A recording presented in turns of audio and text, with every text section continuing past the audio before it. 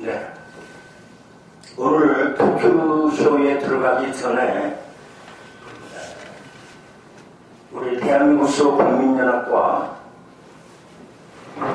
사기대선 진상규명본부에서 기자회견문을 발표했습니다. 제가 낭독해 드리겠습니다.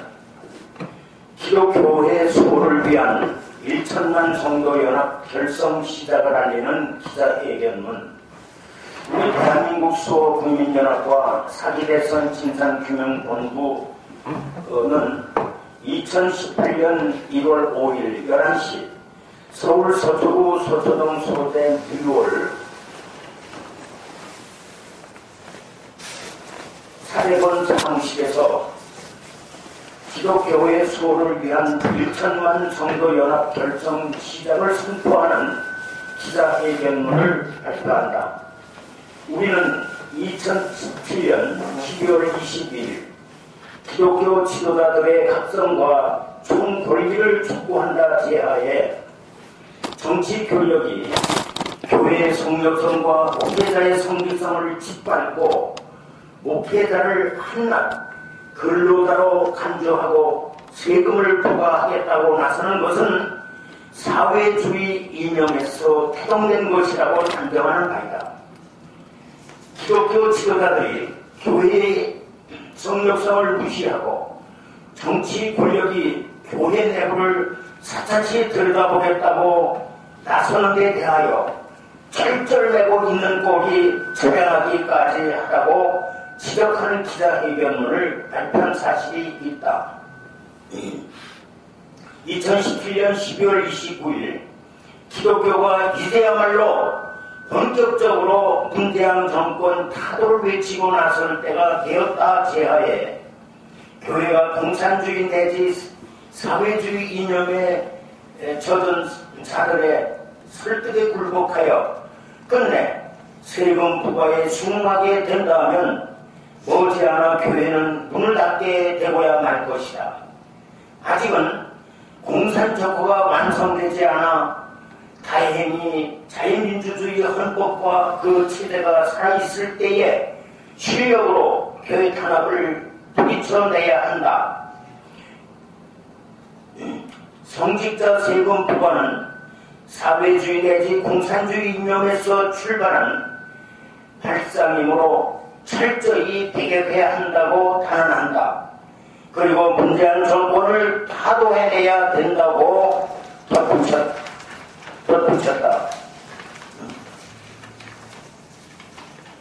지금은 기독교 지도자들과 1천만 교회 성도들은 순교할 각오로 교회 탄압 배격을 위한 성전 대열에 앞다투어 나서라고 외친 사실이 있다. 그럼에도 기독교계는 마이동풍 상태에서 미동도 하지 않았다. 1919년에 기독교 인구 20만인 때에도 기독교가 기미 독립선언을 주도할 정도로 사회 전반의 빛과 소금의 역할을 감당하며 국가 발전에도 크게 기여해 왔으나 오늘날 1천만 성도 시대에 이르러 오히려 사회적 기능을 상실함으로써 사회는 부정부패가 극에 달하고 반기독교적인 공산주의가 범람하고 있다.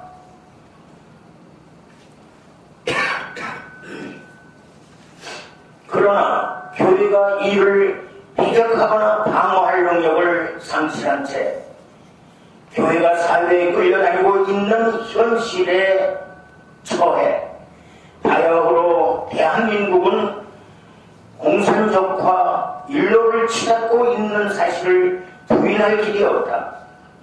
이제 우리는 오늘 1. 사회주의 내지 공산주의 적화 절대 배격 2.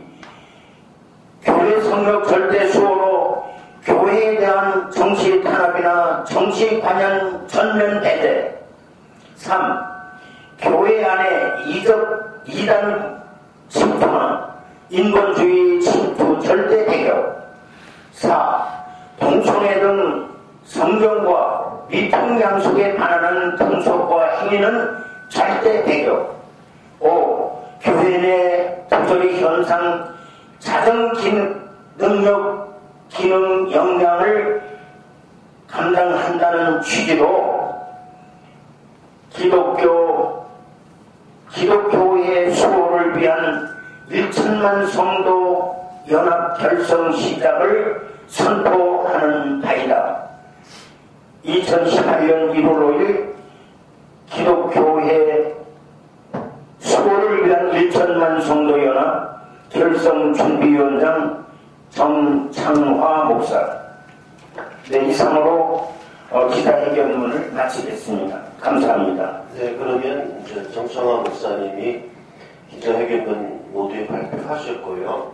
지금 애국 시민께서 질문사항이 있다고 하니까 질문 받겠습니다.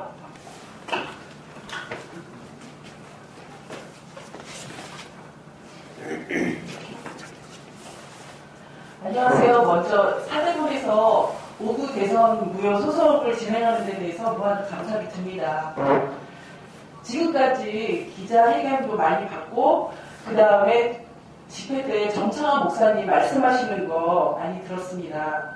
근데 너무나 답답해갖고 이렇게 직접 기자회견에 참석하게 되었고, 그리고 궁금한 거 몇 가지를 좀 제가 적어서 질의하고 나왔습니다. 첫 번째는요, 이 4대본 소송은 정창화 목사님 개인의 소송이 아니라고 생각됩니다. 이미 4대본 기자회견에서 목사님께서 누누이 밝혔듯이 변호사 선임을 해서 변호사 선임을 하지 못할 정도로 자금력이 굉장히 부족하구나, 그런 걸 많이 느꼈고요. 그리고 또 후원금에 대해서도 정창화 목사님께서 계속 강조를 하셨는데 어떤 개인적인 믿음과 신뢰가 무너진 게 아닌가, 후원금 모금이 제대로 되지 않고 있는지 그게 궁금하고요. 두 번째로는 정창화 목사님 및 어떤 다른 한 분께서 전 중앙선거관리위원장 김용덕을 고발한 것으로 알고 있는데, 지금껏 그 기자회견 그 전문을 쭉 제가 지켜봤는데 그 진행된 상황을 계속 밝히시지 않으셨어요. 그럼 밝히지 않는 것에 대한 어떤 문제점이 있는 것인지, 아니면 고발인 조사를 받았는지 그게 궁금합니다. 세 번째로는요, 정창화 목사님께서 목사님과 성도 여러분들에게 매번 기자회견 때마다 후원금을 호소하시는데, 어찌 보면 지금 진행하고 있는 이 대선 무효 소송에서 많은 변호사 선임이 이루어져야 되잖아요. 그것은 굉장히 필수적이라고 생각이 듭니다. 그런데 이 4대본이 돈이 없어서 선임하지 못하고 있는 것 같습니다. 제가 봤을 때. 즉 다시 말하면 4대본에서 목사님과 성도분들이 자발적으로 도울 수 있는 어떤 실질적인 그러한 전략들이 있나요? 그냥 무턱대고 전략도 없으면서 무조건 도와달라고 호소하는 것은 구시대적인 발상이라고 생각됩니다. 마지막 끝으로는요, 4대본 소송을 진행하면서 아마도 일부 후원금을 받으셨다고 생각이 듭니다. 이 후원금도 여기 관계자분들이나 아니면 후원금을 낸 어떤 당사자에게 직접 투명하게 공개를 하셨는지 궁금해서 오늘 또 여기 참석하게 됐습니다. 제가 질문한 이 네 가지에 대해서 답변을 해주시기 바랍니다. 네, 그러면 답변을 목사님께서 해주시겠습니다.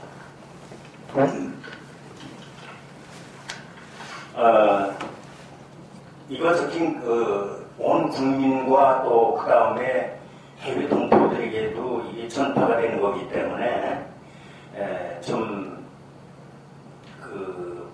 발언을 하시는데 조금 유의할 점이 있었지 않았나 이제 그런 생각이 듭니다. 왜냐하면 마치 정창화 목사가 무슨 큰 잘못을 저지르고 소송이 잘 진행이 안 되는 것 같이 국민들에게 비춰져서는 안 되거든요. 그리고 정 목사가 신뢰가 무너진 거 아니냐 이런 말씀까지 하시면은 그거는 조금 저 개인의 명예에도 문제가 있습니다. 저 결코 신뢰가 무너질 정도의 처신을 한 바는 전혀 없고요. 저는 제가 믿는 하나님 앞에 내가 어떤 잘못이라도 있어서는 안 된다 하는 것을 생각하고 있는 사람이기 때문에 하나님 앞과 사람 앞에 인간적으로 부끄러운 점이 많이 있을지 모르지만 사령관을 대표하는 대표자로서 제가 어떤 큰 흠결을 남긴 건 없습니다. 첫째는 제가 우선 그렇게 변명을 드리고요. 지금 현재까지 그 질문을 4가지 하셨습니다만 저도 뭉뚱그려서 그냥 답변을 했습니다. 오늘 토크쇼가 주기 때문에 이제 우리 사회자의 그 질문과 응답 이런 걸 받아야 되고 거기서 이제 뭉뚱그려서 말씀을 드리면은 지금 소송은 우리 사대본이나 정창화 목사가 뭐 이렇게 잘못 진행해서 지금까지 끌고 오는 것이 아니라 대법원에서 공직선거법상으로 6개월 안에 소송을 받은 지 6개월 안에 정부 결정에 선고를 내리도록 이렇게 법규에 규정이 되어 있음에도 불구하고 단 한 차례도 재판을 한 일이 없습니다. 그것도 그렇다고 해서 대법원이 사실은 위법행위라고 단정할 수도 있습니다. 그러나 그 대법원으로서는 또 변명 자료가 있겠죠. 민사소송법에 또 준용이 되기 때문에 뭐 얼마든지 재판 기간은 오래 끌 수도 있습니다. 그래서 지금 작년 한 해가 지금 그냥 넘어갔고 지금 8개월 들었습니다. 그래서 저희가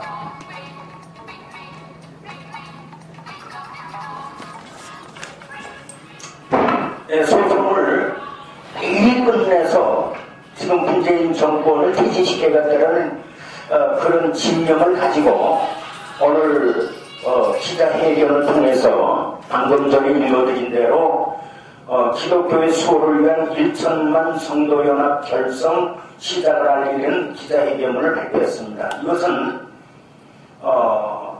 사실 저기 오늘 그 자매님께서 이렇게 용감하게 오셔서 질문해 주시고 고맙게 생각하고 합니다.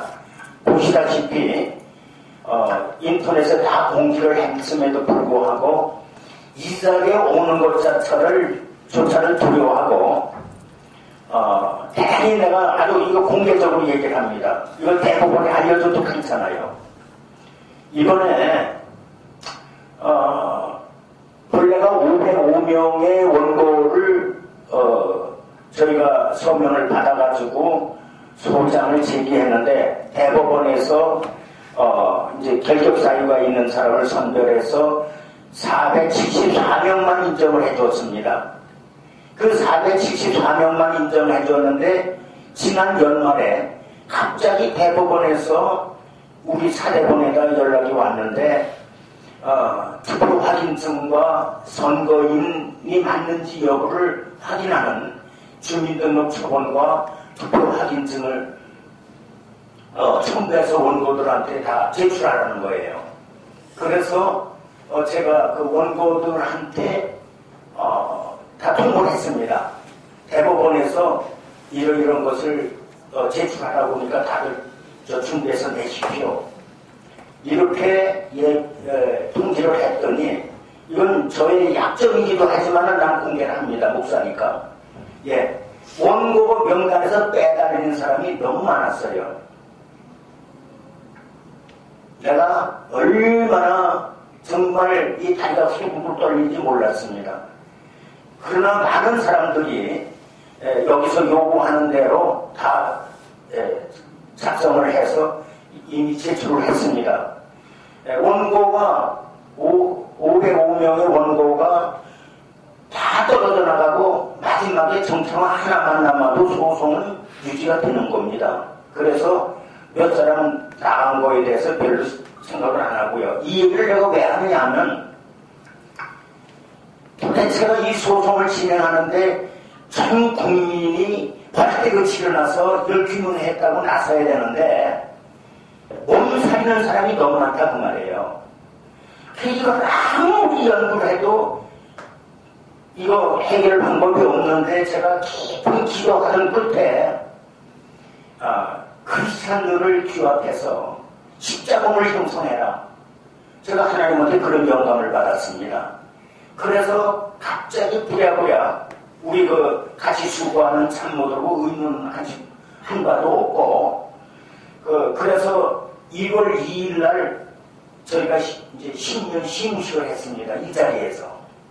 그것도 제가 하나님께 기도해서 하나님부터 응답받은 거 가지고 결정을 했고요. 오늘도 이거 하나님의 영감을 받아서 한 겁니다. 기독교 지도자들이 지금 우리 교회의 목사들한테 세금 부과하는 거 그것 때문에 지금 교회가 확 떠듭니다.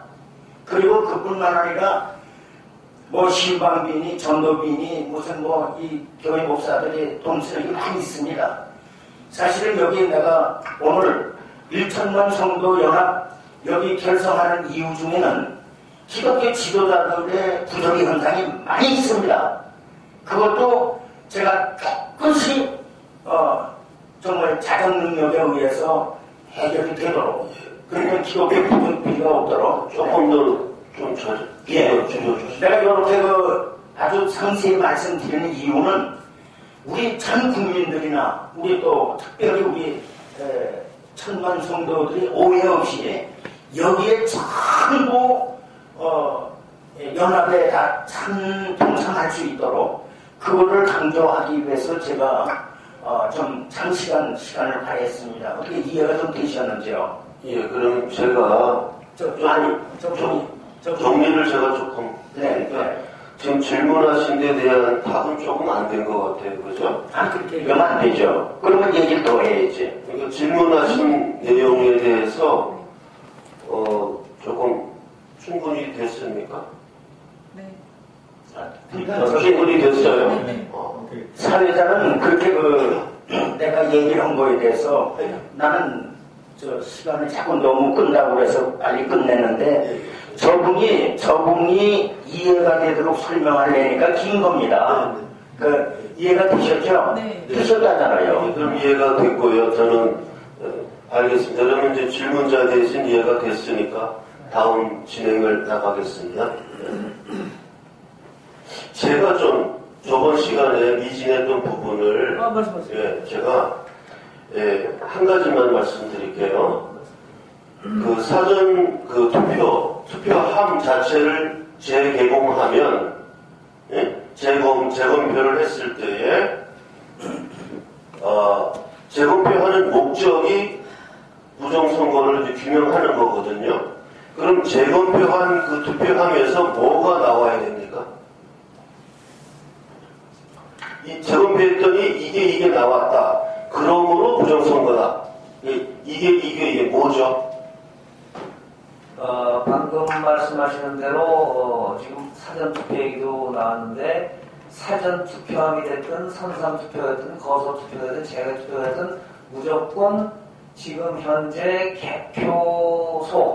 개표소에다가 253군데의 개표소에서 개표를 했습니다. 그러니까 그때 사전투표함이나 재개투표 선거 본선거를 하는 날 하지 않은 재외, 거소, 선상, 사전 투표는 전부 그 개표소 253군데에 모여서 개표를 했기 때문에 당연히 회송형 봉투, 그러니까 본투표함에 절취선이 잘라진 본투표 용지가 아닌 거는 전부 회송용 봉투에 들어와서 해야 되기 때문에 절취선이 잘라진 건가요? 안 잘라진 건가요?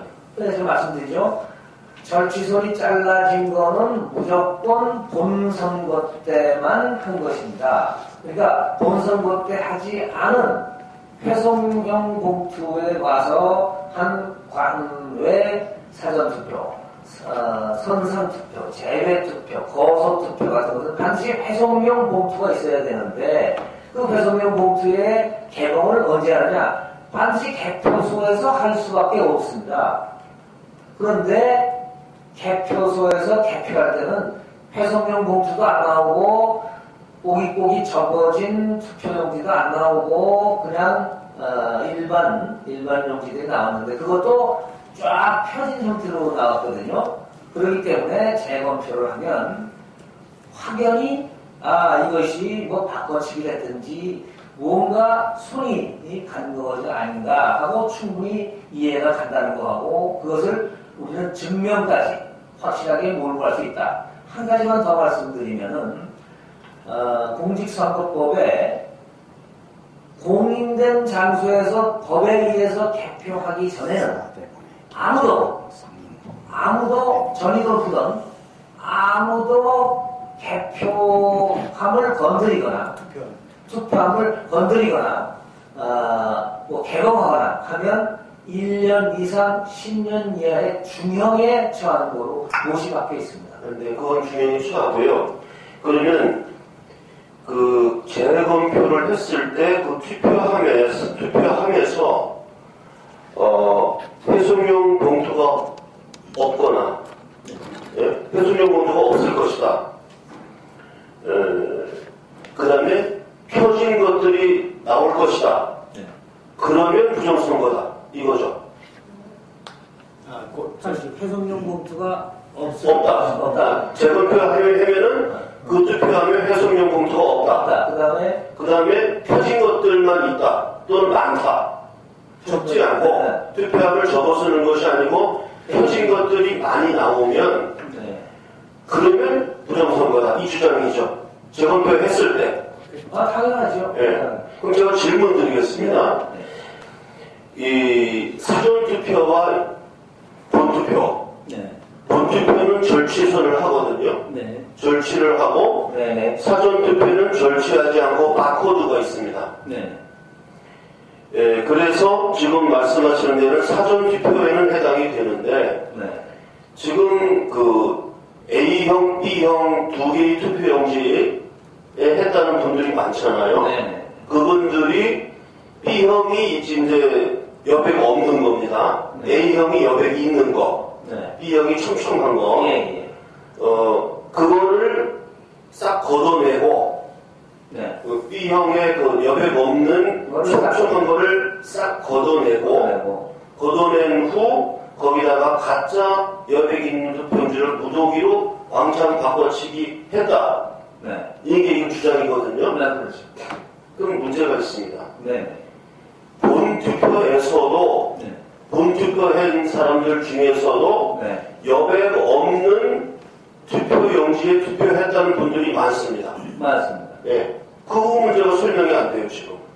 그러니까 그것은 사전투표나 재외투표는 4, 5일 이상의 이동 보관, 이동하고 그 이동 보관에 대한 규정이 대단히 소홀한데 본투표에서는 그게 어렵습니다. 그렇기 때문에 우리는 재검표를 하면 본투표에서 바꿔치지 못한 것을 우리가 확인할 수 있는 근거가 반드시 나올 것이다. 그 나올 것이라는 건 우리가 범죄학에서도 나오는 거죠. 완전 범죄는 없다. 반드시 증거는 있게 마련이다. 그래서 우리가 재검표를 하면 반드시 여백 없는 가짜 투표용지도 나온다고 믿습니다. 그러니까 본투표에서 그 절취선을 자르고 투표한 여백 없는 B형 투표용지는 남아있다. 아니 그렇게 단정하면 안 되고 그거는 그럴 수도 있고 그렇게 단정을 하시면 안 되고 완전 범죄를 이루기 위해서 그거를 없앴을 가능성도 있고 우리가 보질 못했잖아요. 우리가 보질 못했기 때문에 그 정황을 짐작하는 것 뿐이거든요. 없애서 여백 없는 투표지가 없을 수도 있지만은 그 개표 시간, 투표가 끝나고 개표가 오는 그 시간이 너무 짧기 때문에 미처 그 여백 없는 투표지를 다 인멸하고 바꿔치기를 못했을 가능성이 다분히 있습니다. 그래서 여백 없는 투표지가 지금 남아있을 수 있는 가능성이 농후하거든요. 그래서 재검표를 하는 겁니다. 그래서 그러면 이 국민들 중에서는 그 선관위에서 지금 벌써 한 달인가 벌써 몇 달이 지났으니까 그동안에 여백 없는 투표지를 다 골라내서 없애지 않겠느냐, 이제 그런 얘기들을 저한테 들려줍니다. 그거에 대한 건요, 지금 많은 기간 동안에 여백 없는 투표지를 인멸하고 없애기 위해서 손장난을 검은 손이 비쳤다고 그러면은 여기 검은 손이 비쳐가지고 여백 없는 투표지는 없앴습니다 하는 증거가 남게 되어 있습니다. 이거 범죄학적으로 봐서. 그래서 반드시 재검표만 하면은 이래도 증거가 나오고 저래도 증거가 나오고 증거가 나오게 돼 있다고 답변을 드릴 수 있습니다. 그래서 그걸 정리하면 만약에 여백 없는 투표용지를 다 제거한 흔적이 남을 수 있다. 다 제거했다는 것이 거기 현장에 남습니다. 제거했다 하더라도 제거한 범죄의 흔적이 현장에 남아 있다. 예, 남게 돼 있습니다. 그건 어떤 경험에 의해서 그러냐? 지난 2002년도 노무현 당선됐을 때에 전자개표기로 거기도 또 왕창표가 같이 했습니다. 그런데 이제 한나라당이 당선 무효 소송을 제기해서 이제 80개 선거구에 재검표를 했습니다. 그러니까 증거보전이 신청한 지 그때 11일인가 지나서 증거보전이 됐습니다. 이번에는 즉각 됐습니다만, 이번에는 우리 소송 때는 그때 11일 만에 됐어요. 근데 11일 동안에 이제 전자개표로 조작한 거를 숫자를 다 맞췄습니다. 맞추다 보니까 어떤 현상이 왔느냐. 경기도 고양시 일산구 장항 3동 투표구 얘기입니다. 요 투표함에서는 노무현표가 47매가 부족합니다. 근데 그 옆에 있는 투표함에서는 노무현표가 47매가 더 많아요. 이걸 어떻게 해석을 할 수 있느냐 하면은 여기 47매 노무현표가 부족한 거를 메꾸기 위해서 47매를 여기다 넣으려고 그랬는데 착각을 일으켜서 여기 완전히 수를 마친 이 함에다가 넣어버린 거죠. 이거 해석이 맞죠? 이런 식으로 됐고, 그 다음에 노원구의 상계동 각 투표구에서 투표인 수보다 투표지 수가 5매, 5매, 3매, 10매가 많은 투표구가 수족했습니다. 왜냐면 표바꿔치기로다가 자기네 계산이 어긋나간 거예요. 이런 범죄가 증거가 남게 되어 있습니다. 이번에 지금 우리 앵커께서 이제 사회자께서 얘기가 이제 증거 문제를 얘기를 하시는데 그런 범죄 증거가 남게 되어 있어요. 범죄 증거가 남아 있다. 그러면 회송용 봉투가 지금 이제 정리하면 이렇습니다. 재검표를 하면 첫째, 회송용 봉투가 없다. 둘째, 펴진 것이 나온다. 셋째, 미처 걷어내지 못한 절취선이 있는 여백 없는 투표, B형 투표용지에 투표한 투표용지들이 나올 수 있다. 이 세 가지입니다. 네. 검표했을 때, 말씀하세요. 예. 제가 그래서, 이거를 한눈에 알 수 있는 통계를 여러분들한테 잠깐 보여드리겠습니다.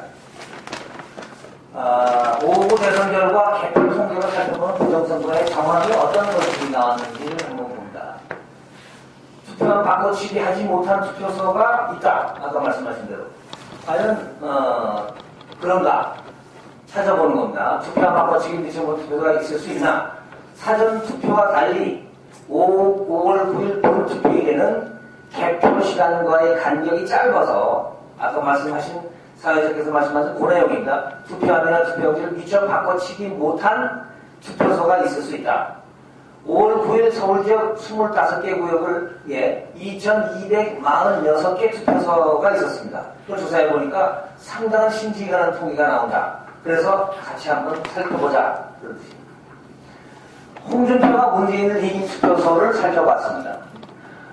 조사 대상 2,246개 투표소 중에서 홍준표가 문재인을 이긴 곳은 115개 투표소로 통계가 나오더군요.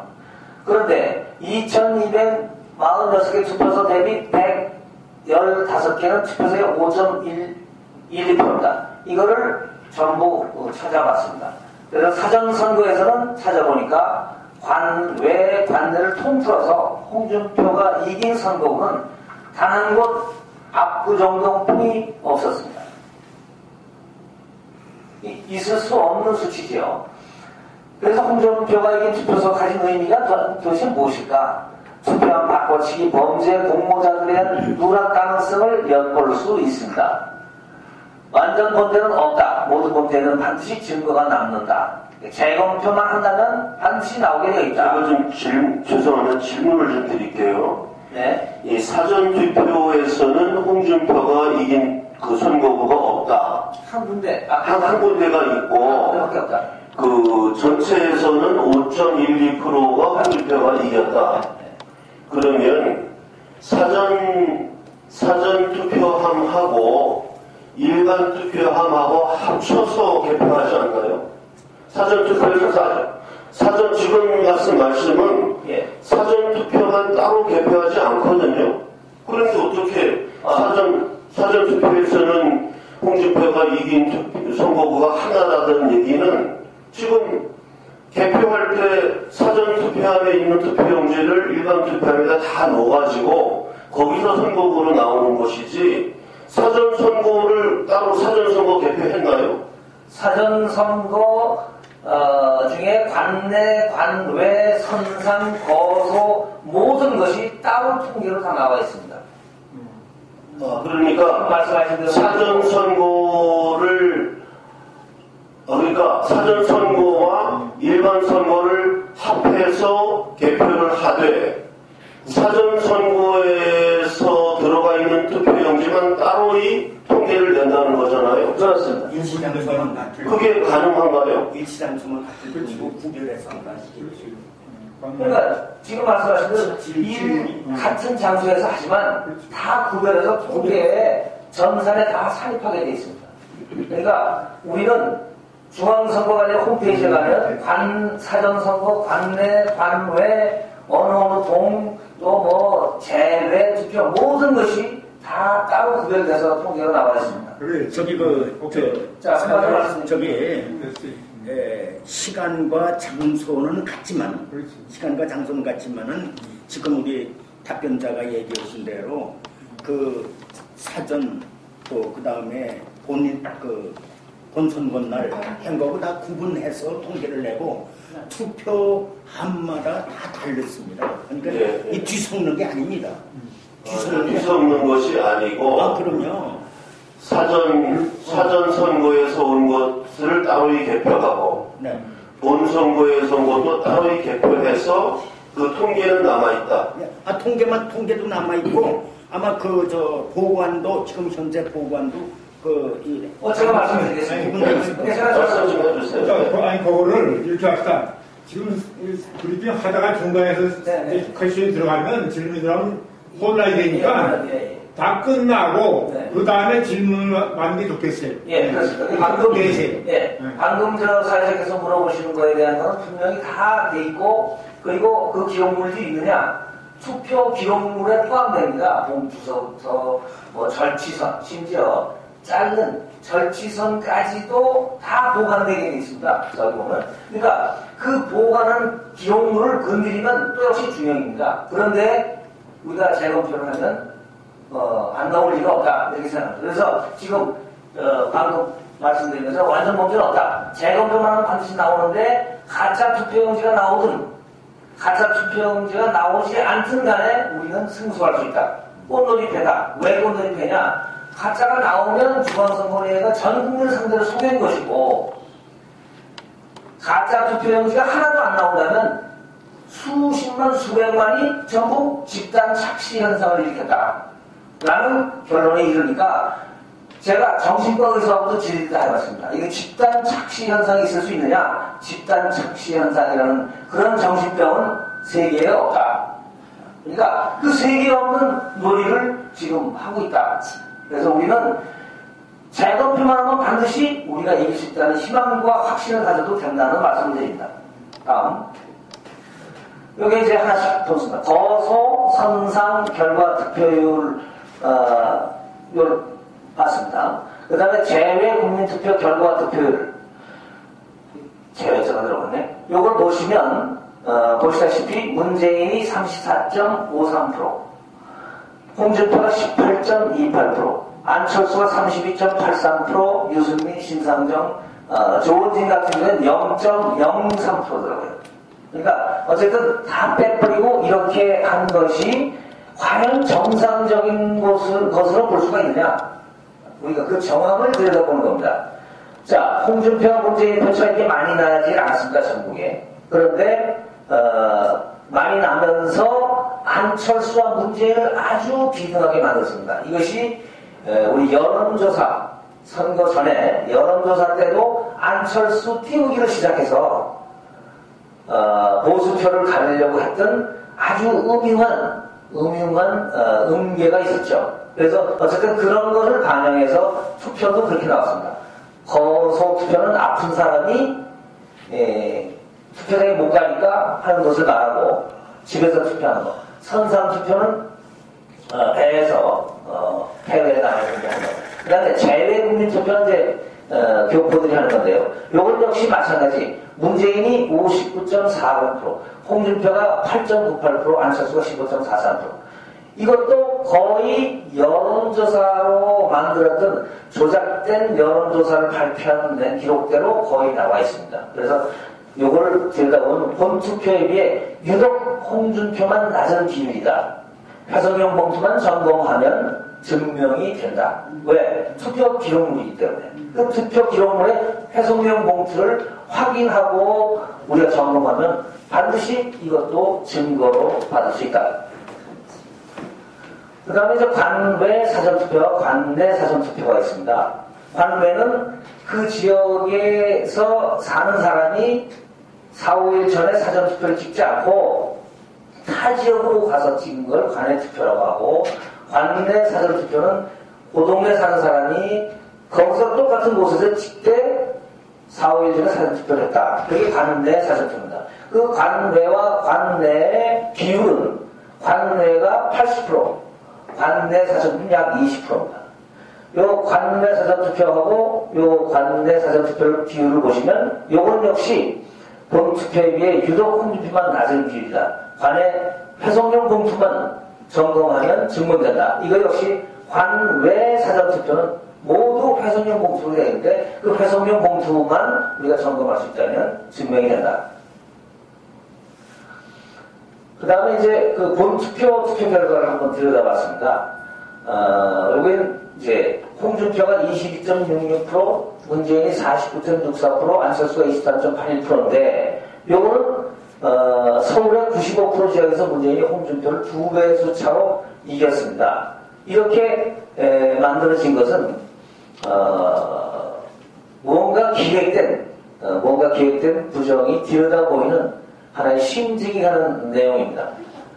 이걸 가지고 증거로 삼으서는 약하겠죠. 어쨌든 안철수와 문재인에게 상당한 비중을 두었다. 그래서 이제 하나하나 들여다본 거에 의하면 구로구 수궁동 제1투표소의 내용입니다. 여기서는 홍준표가 문재인의 2배수 차로 이겼습니다. 이건 아마 바꿔치기 못한 결과 아닌가, 뭐 그런 생각도 되는데 역시 심증이죠. 계속 이어지는 같은 현상을 느낄 수 있습니다. 용산구 서민고동 제3투표소입니다. 여기도 홍준표가 문재인의 2.7배수 차로 이겼습니다.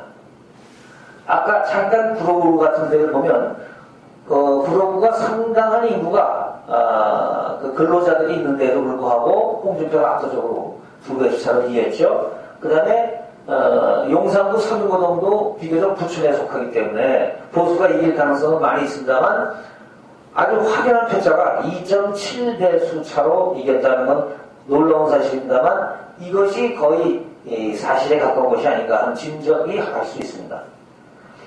그 다음에 강남구 신사동의 제4투표소의 예입니다. 이것도 홍준표가 문재인의 4배수로 이겼습니다. 안철수는 20.39%, 이렇게 돼 있고요. 그 다음에 압구정동 제1투표소는 요거 또 홍준표가 문재인의 3.5배수 차로 압도적인 표차로 이기고 있습니다. 그 다음에 강남구 도곡동 요것도 3.7배수 차로 홍준표가 딱딱을 차로 이기고 있는 것을 볼 수 있습니다. 그 다음에 송파구 잠실칠동 이것도 홍준표가 2.4배수 차입니다. 그 다음에 여의도동 이것도 2.2배수 차로 홍준표가 압도적으로 이기고 있는데 이런 것들이 다 무슨 얘기냐 하면 강남에서는 참관인도 많았고 바꿔치기 하기가 어려운 지역에서 나타난 현상이다. 그러니까 바꿔치기가 비교적 쉬웠던 곳에서는 얼마나 하는 이 현상하고 아주 다른 정반대 현상이 나오죠. 그래서 이거를 보고 정확 분석을 해본 결과 이런 추론을 할 수 있습니다. 자, 결론으로 부정선거의 결과라는 건 선거에서 이기고 개표에서 지는 경우를 말한다. 대부분. 그래서 개표에서 지는 경우인데 이 경우가 그렇지 않나 싶어서 연구를 해봤습니다. 선거 행위와 별도로 투표지 함의 관리 감독을 허술히해서 일어난 개표 부정이다. 아까 강남의 경우는 그거를 잘한 곳은 압도적으로 홍준표가 이겼다.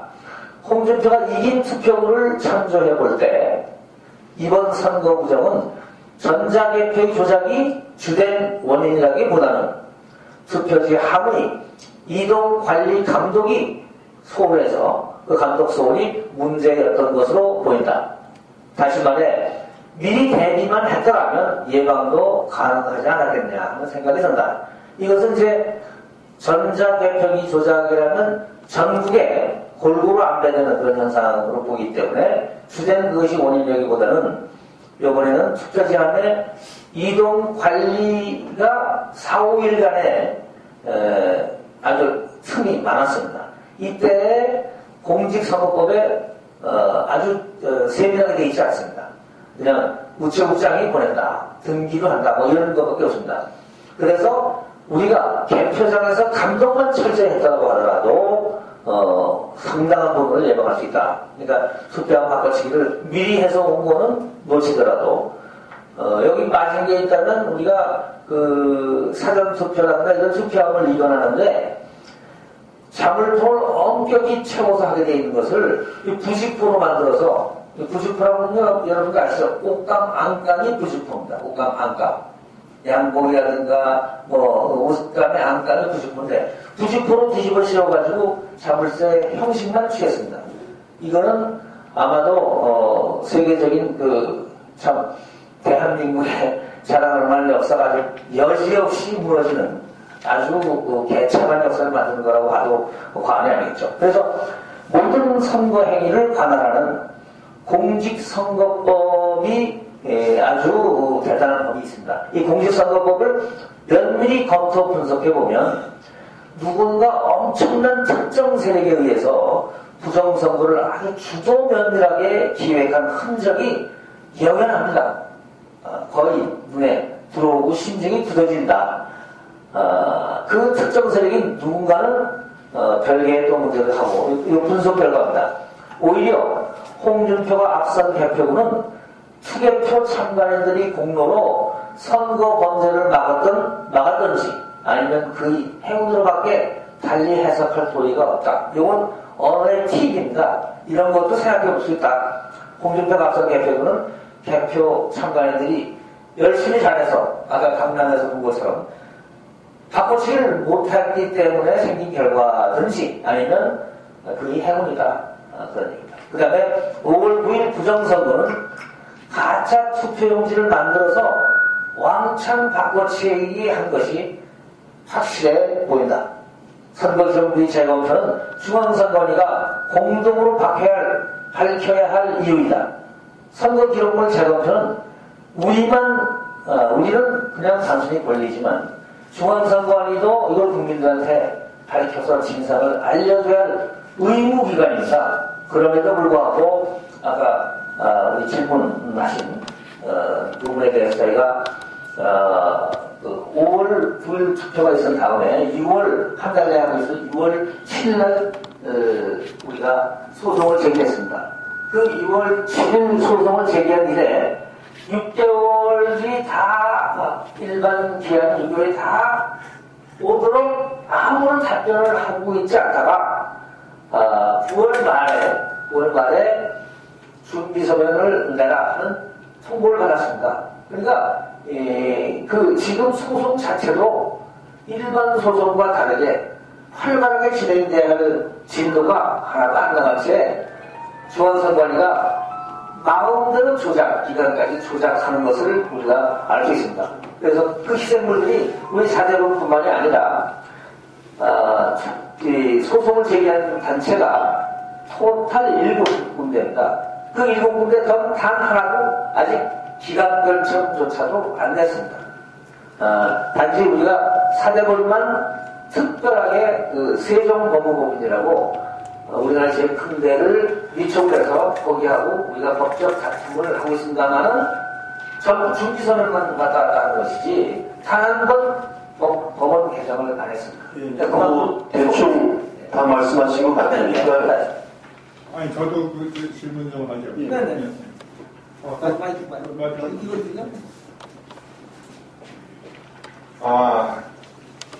이번에 설문자를 보니까 아주 4대본에서 굉장히 수고를 많이 하셨고, 이 자료를 보면은 누가 뭐라 하더라도 이번 선거는 처음부터 조직적인 그리고 음모를 하에서 장기간에 걸쳐서 꾸며진 부정선거다. 이거는 옛날에 있었던 3.15 부정선거는 그거는 옆에 붙일 수도 없어요. 제가 보기에는 거기에 100대 1000대가 넘는, 그리고 이 선거를 공정하게 하라는 공직선거관리위원회가 이것을 공직선거법을 바꾸고 이것을 조작함으로써 조직적으로 이렇게 그런 음모를 부정선거를 했다면은 이거는 선이 동등한 일입니다. 그리고 지난번에 제가 말씀드린 것에 의하면 정청환 목사께서 이번 선거는 어떤 법적인 다툼과 이런 시비에 관계없이 근본적으로 법적인 행정적인 이부사항 이 모든 것을 볼 때는 재판이 필요 없다. 이거는 당연히 뭐라고 표현한 당연무효를 뭐라고 표현하시는데 강악상 원인무효 강악상 원인무효에 해당한다고 말씀하시는데 아니 원인무효가 아니라 강악상 당연무효고 원인무효고 개념이 그러니까 강악상 당연무효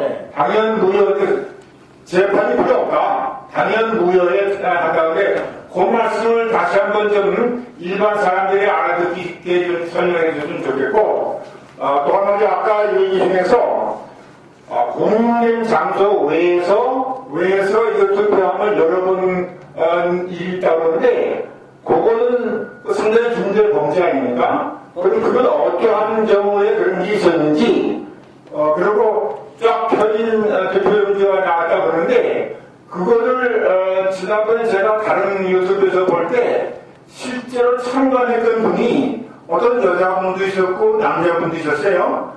그분이 공개적으로 그걸 증언을 했단 말이에요. 이거는 완전히 공인 입장으로서 증거를 하고 하는 것이기 때문에 이거는 일반 사람들의 추측이 아니란 말이에요. 그래서 다음번 우리 어디 더구시어 하는지 일을 할 때 그분이 좀 나와서 다시 한번 증언을 해 주셨으면 좋겠고, 그게 좀 어려우면은 전에 그 영상 자료가 있으니까 그걸 다시 한번 방영해 주셔가지고 일반 사람들의 이해를 좀 쉽게 해줬으면 좋겠습니다. 이상입니다.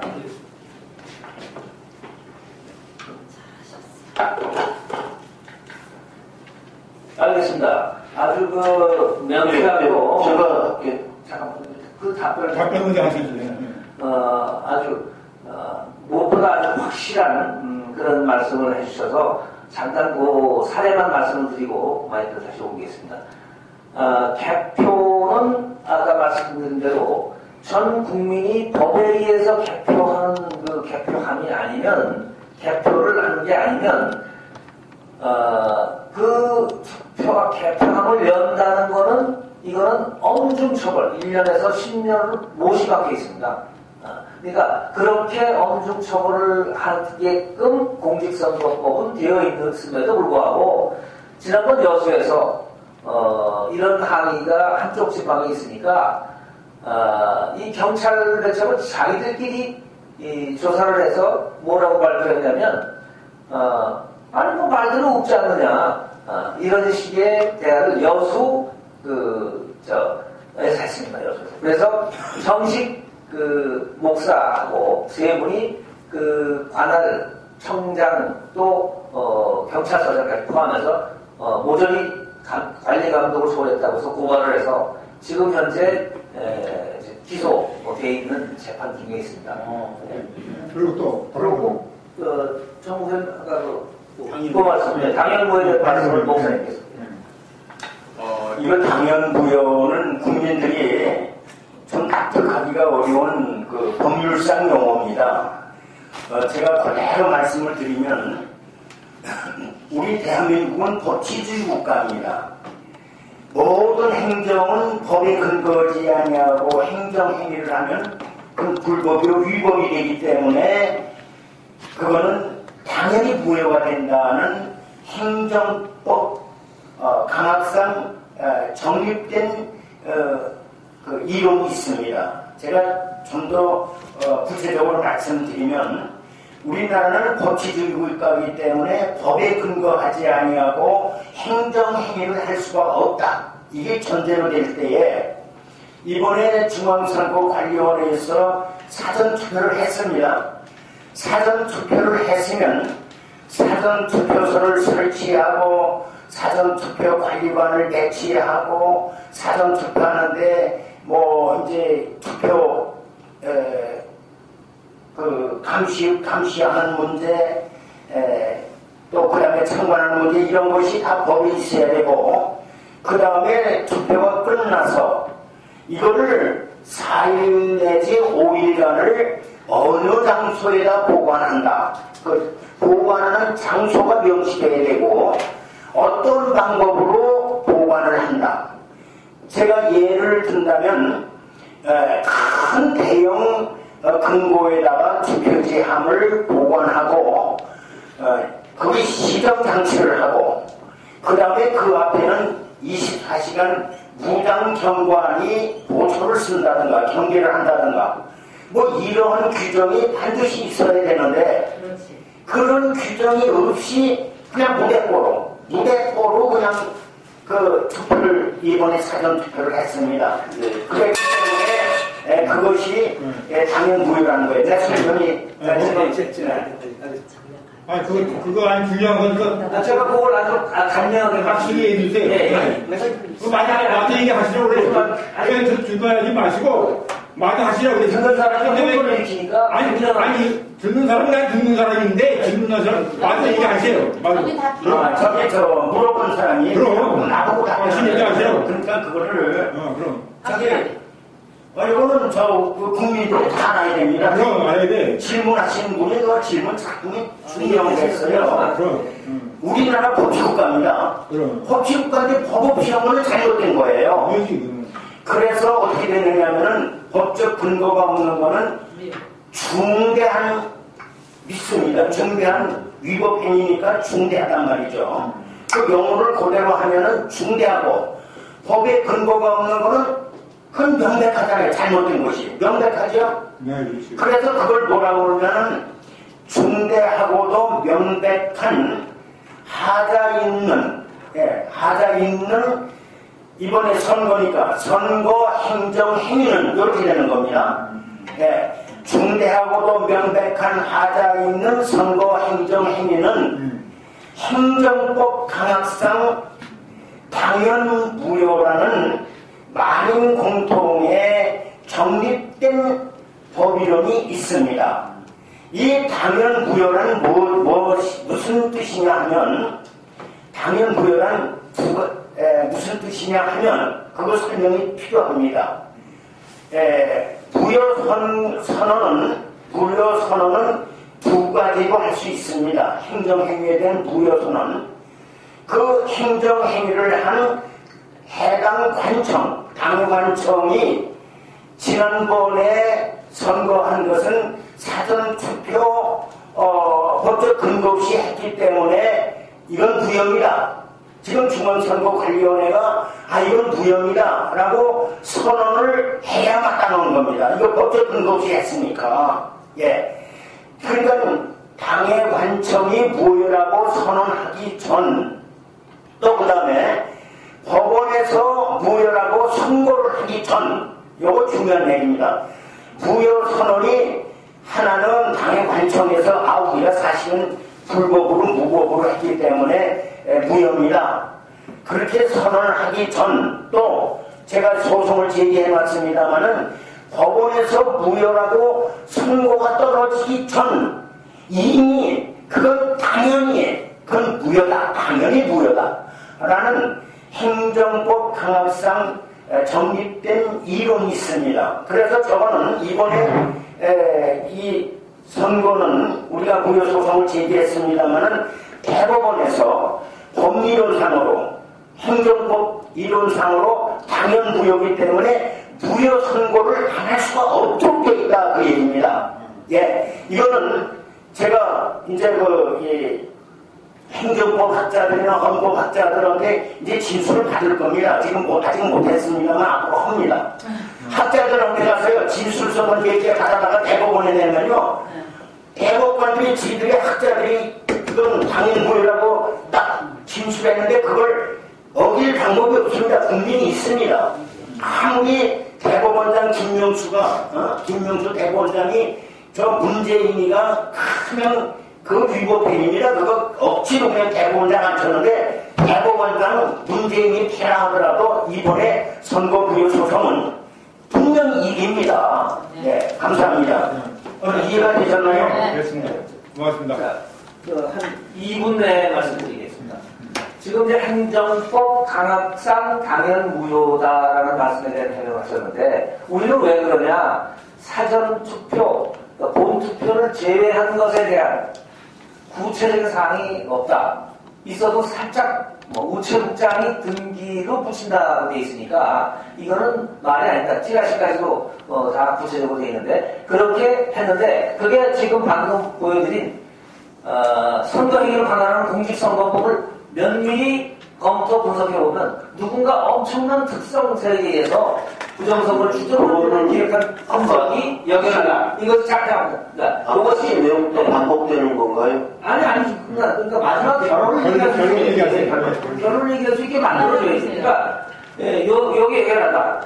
2017년 1월 17일부터 약 8회에 걸쳐서 1년에 2번 정도씩 계속 손을 봐서 자기들한테 유리한 법을 개정을 했습니다. 그렇기 때문에 이것은 강학상, 행정법 강학상, 원리가 이건 당연무효다. 재판에 가지 않아도 그런 용어입니다. 감사합니다. 오케이. 자, 그러면 정리를 해보겠습니다. 지금 그 당연무효라는 개념을 일반인들이 좀 이해하기 힘든, 좀 어려운 개념인 것 같고요. 그거를 나름대로 조금 정리를 한다면, 법적인 준비가 안 된 상태에서 선거를 했기 때문에 그것은 당연무효이다. 이렇게 간단하게 정리한다면 되는 거죠. 법적 쟁성이 필요 없이 당연히 무효임을 선언해야 된다. 그러니까 아까 얘기한 걸 한마디로 이렇게 얘기해서 중대하고도 명백한 하자 있는 선거 행정 행위는 그렇죠. 행정법 강압상 당연 무효다. 이거는 만인 공통의 법 이론이다. 이거 우리나라뿐만 아니고 전 세계가 적용하는 거다. 좋은 말씀입니다. 분명하게 그렇게 말씀 들었어요. 그건 전 세계적입니다. 전 세계적이에요. 우리나라 그렇게 이해해 주시면 되겠어요. 이거 중대하고 명백한 선거 행정 행위. 중대하고 명백한 선거 행정 행위. 중대하고도 명백한 하자가 있는 선거 행정 행위다 이래요.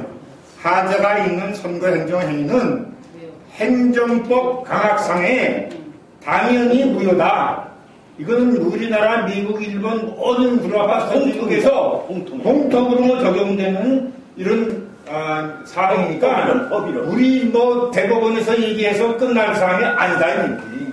그러니까 지금 공직선거법이 담고 있는 선거 절차에 대한 그 규정들이 중대하고 명백한 하자 있는 규정이기 때문에 그러한 규정에 따라 이루어진 선거는 당연히 무효이다. 이걸 길게 복잡하게 얘기할 거 없습니다. 우리 김철영 고문이 저서 설명을 했는데 2014년 1월 17일 날 공직선거법을 개정하면서 사전투표할 수 있도록 거기 법적 근거를 하나 마련했어요. 사전투표 실시한다는 거를. 그렇게 해놓고 그 다음에 이어서 전부 아까 제가 얘기한 대로 어디다가 어떻게 어떤 방법으로 보관했다가 그 다음에 4일간 보관했다가 그 다음에 어디로 어떤 방법으로 이동해서 개표소로 가져간다. 이런 절차상 법규와 법의 규정이 돼 있어야 되는데 그게 하나도 없다는 얘기예요. 그러면은 이거는 법치국가에서 아주 중대하지 않습니까? 아주 중대합니다. 그 다음 이 법에 근거 안 됐다는 게 명백하잖아요. 그건 이론이 없습니다. 지금 중앙선거관리위원장이 10명이 와도 여기 지금 사전투표한 내가 지금 지적한 그 내용이 있다는 걸 보여줄 수가 없습니다. 그래서 저기 세종법인에서 거기가 이제 우리 사대본이 제기한 소송의 변호인입니다. 거기서 우리한테 답변이 오기를 우리가 그 법 근거가 없다라고 지적한 데 대해서 무슨 소리냐 공직선거법 몇 명 있다. 이렇게 답변이 와야 되는데 소송에는 그렇잖아요. 그런데 그거에 대한 답변을 못하고 우리가 CCTV로 24시간 다 촬영을 해놨으니 정보 공개 신청을 하면 보여주겠다. 이렇게 답변이 왔습니다. 이거 얼마나 궁색한 답변이냐. 이거 소송이야. 우리 대한민국 국민들이요. 정말 절대로 치러나야 되는데 한 번은 이유가 있어요. 이거 지금 아까 질문하신 분이 왜 이렇게 질질 끌고 하는 거냐 마는 거냐 이렇게 나한테 얘기하는 거나 같은 얘기거든요. 저분이 잘 오셔서 질문 잘 하셨어요. 얼마나 답답하면 일부러 와가지고 그렇게 했을까. 그렇죠? 이제 이해가 되셨습니까? 그냥 늘 와서 좀 참여를 해주세요. 나도 이렇게 오신 게 참 반갑네요. 네. 오케이, 알았습니다. 자, 그러면 이제 그만하죠. 이제 요점을 마무리하고 마쳐야 되겠는데요. 지금 이제 답답해서 질문하시겠어요? 말씀하세요. 수고하십니다. 태극의 부영 유튜브 생방송을 진행하고 있는 김명선입니다.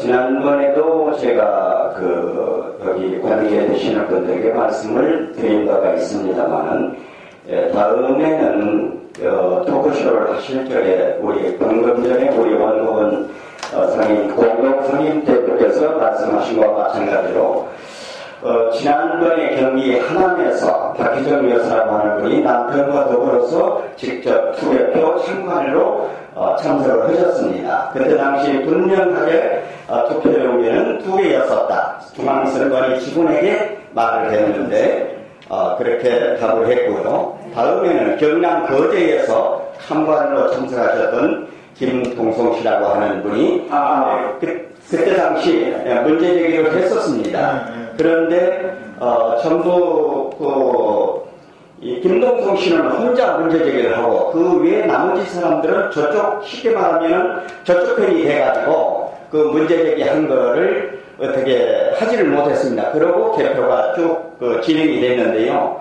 김동성 씨는 대학문에 나와서도 얘기를 했었고 다음번에는 어떻게 어렵더라도 섭외를 하셔서 꼭 이 자리에 나오셔서 그때 당시 상황을 정확하게 경험했던 참관인이 얘기할 수 있도록 섭외를 부탁드리면 고맙겠습니다.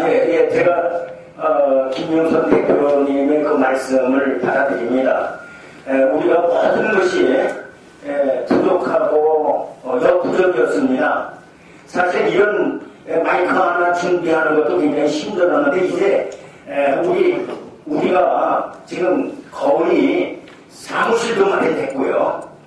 반납 길바닥에서 했는데 이제 사무실도 마련됐고 또 24시간 일주일 내내 우리가 기자들 인터뷰도 할 수 있는 공간도 생겼고요. 지금 방금 말씀하신 대로 그분들 토요일마다 서울에 올라오기 때문에 사실은 토요일날 우리가 기자들 분들을 모시기가 힘들잖아요. 시간이 안 맞아서. 그런데 이제는 우리가 이렇게 일정한 공간이 마련됐기 때문에 아까 요청하신 그대로 다음에는 그 분들을 모시도록 하겠고요. 지금 김동성 씨나 박희정 씨나 그분 말고도 여기 여기 와서 얘기할 사람이 많이 있는데 그분들이 개인적으로 얘기해주면서 무서워서 여기 못 나오는 거예요. 어떤 자기네가 오해가 올까봐 못 나오는 사람이 많습니다. 그런데 이제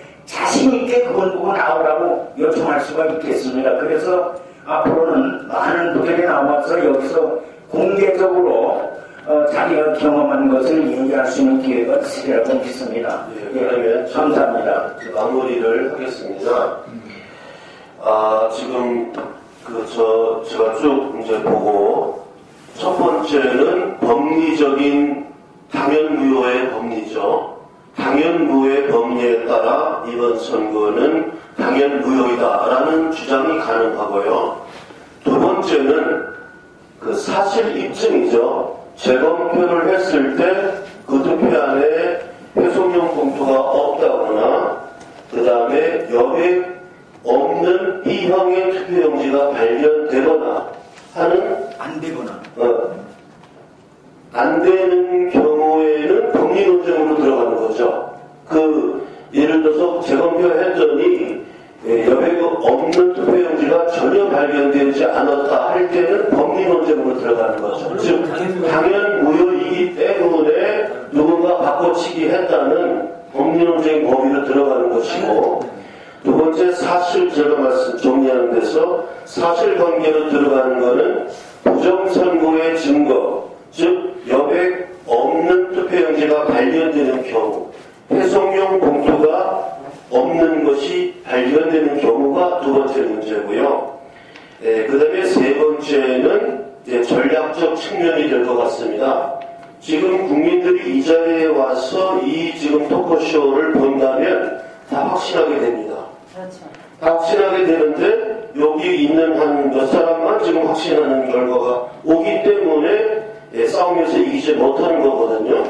그러니까 더 많은 사람들이 이러한 확신을 가질 수 있도록 우리가 그 전략을 좀 더 수립을 해야 되지 않을까 생각합니다. 그럼 이상으로 마치겠습니다.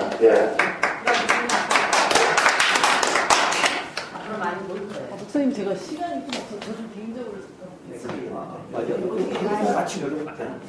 시청자 여러분, 지금 여러분께서는 지금까지 태국 FM 유튜브 생방송을 시청하셨습니다. 오늘 2018년 1월 5일 금요일 오전 11시 4대본 사무실에서 가졌던 사대본의 그 정창화 상임대표 그리고 관계하시는 분들께서 1천만 기독 성도들에게 동참을 촉구하는 기자회견문을 낭독하시고 이어서 우리 태국 사람의 고선 대표님 사회로 토크쇼 내용을 여러분께서는 보셨습니다. 여러분들 깊은 관심 가져주시고 우리가 나서지 않으면 잘못된 이 대한민국의 이 모든 것을 바로잡을 수 없다고 하는 사실을 직시하게 된 자리라고 생각이 되어집니다. 오늘 사대본에서 밝혀준 대표 통계로 살펴보는 부정선거의 정확 분석이라고 하는 파포 내용을 보면서 정말로 대한민국 2017년 5월 4일, 5월 5일, 5월 9일 부정선거가 확실하다고 하는 사실을 다시 한번 확인하면서 오늘 태국 FM 유튜브 생방송 모든 순서를 마칠까 합니다. 지금까지 시청해주신 시청자 여러분 대단히 감사합니다. 다음 태국 FM 유튜브 생방송을 해드릴 때까지 안녕히 계십시오. 대단히 감사합니다.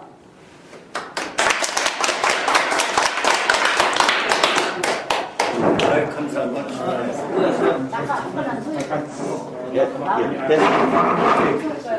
수고하셨습니다.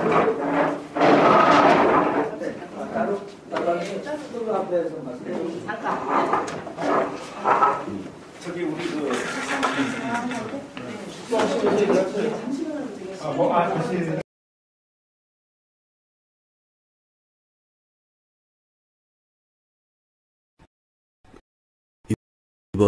이번에 박정희 대통령 탄신 100주기 기념 사업으로 박정희 대통령 사진으로 본 62년 화보집을 발간하였습니다.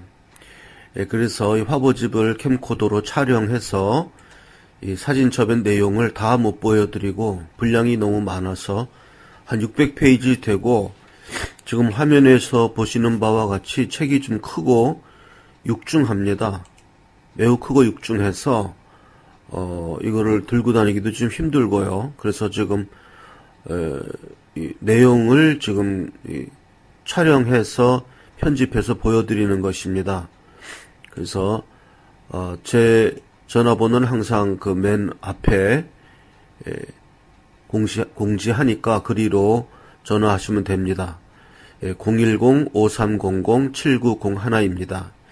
이 책의 구입을 원하시는 분은 책값이 조금 나가요. 그래서 구입을 원하시는 분들은 주저하지 마시고 저한테 전화를 주시기 바랍니다.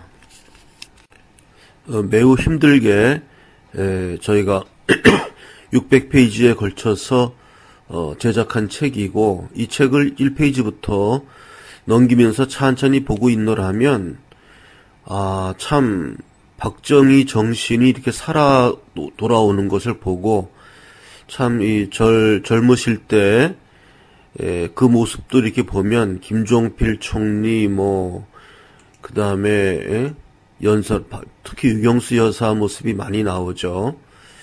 그렇게 돼 있고 그 정주영 회장 아주 젊었을 때 모습도 이렇게 나와서 참 향수 같은 것도 불러일으키고요. 아주 칼라 사진도 몇 장 있습니다. 옛날이지만 존슨 대통령, 카터, 이런 닉슨 이런 분들 방한 때 그런 내용들도 많이 있고 보고 있으면 이 월남 파병 이런 장면까지 나오고요.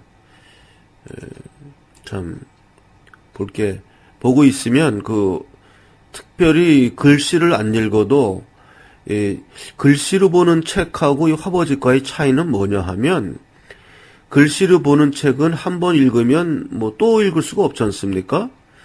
근데 이 화보집을 보고 있노라면은 또 보고 해도 질리지를 않아요. 이 모습들이. 그리고 이 유경수 여사 모습은 참 좋습니다. 보기에. 그래서 이거 보고 있으면은 우리나라의 역사가 어떻게 흘러왔고 지금 우리나라 역사가 지금 이렇게 잘 흘러온 역사가 지금 이 땅에서 지금 지금 문재인 정권, 김대중 노무현 정권 들어서면서 지금 곤두박질 치고 있거든요.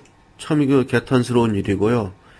그래서 이 책이, 이 화보집은 일단 블랙 양장본으로 돼서 꽤 무겁고, 들고 다니기는 좀 힘듭니다. 이게 무거워서. 그래서 집에다 소장하고, 자녀 교육, 우리 보수 우파의 이념 교육을 위해서 필수적인 책입니다. 그래서 마담 프란체스카 사진도 있고, 김신조 일당이 그때 와가지고 김신조 체포됐고, 사살된 사진 뭐 이런 것도 있고, 또, 박정희 대통령이 그 권총 사격 연습하는 모습이라든지, 아주 이걸 보고 있으면 질리지가 않습니다. 그래서 이거를 아마 사시게 되면, 뭐 하루에도 몇 번씩 이렇게 우리가 우울하고 암울할 때 이걸 보고 있으면 박정희 대통령의 어떤 그 정신이 전달되어 오는 거, 활 쏘는 모습 같은 것도 있어요. 그런 걸 이렇게 보면서 우리가 어떻게 이 나라를 일구어 왔는가, 지금 이 나라가 어떻게 지금 망쳐지고 있는가, 이런 것을 우리가 깨닫고 우리 보수 우파의 단결을 위해서 지금 박정희 대통령 탄신 100주기 기념 사업의 일환으로 우리가 좀 이 사업을 하고 있습니다. 그러니까 이 사업을, 이 화보집을 보기를 원하시는 분들은 010-5300-7901 전화하시면은 안내해 드리겠습니다.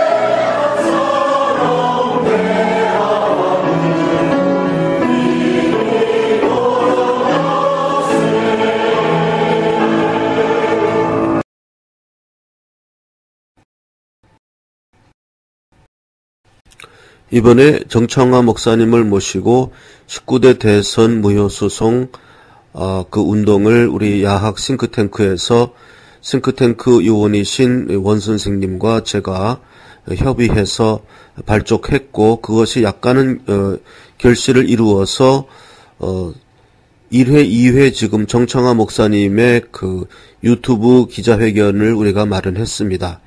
이와 같이 우리 야학당 싱크탱크에서 나름대로 브레인들이 모여서 지금 우리의 전략을 시행하고 있습니다.